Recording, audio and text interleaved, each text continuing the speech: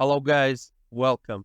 In this video tutorial, we will learn how to group rows in Microsoft Excel. Let us begin.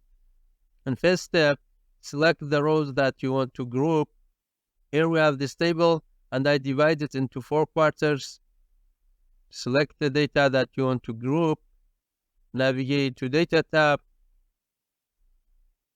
From Outline section, click on Group. Select rows. Okay.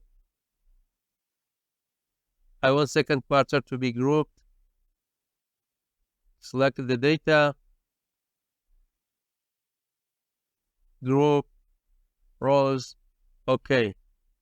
As you can see here on the left panel, click on this sign. And here as well, click on this plus sign. It shows again.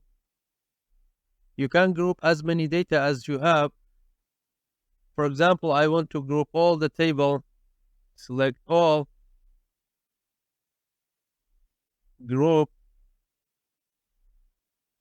Here, as you can see, the selected data are grouped. Click here again. It shows again.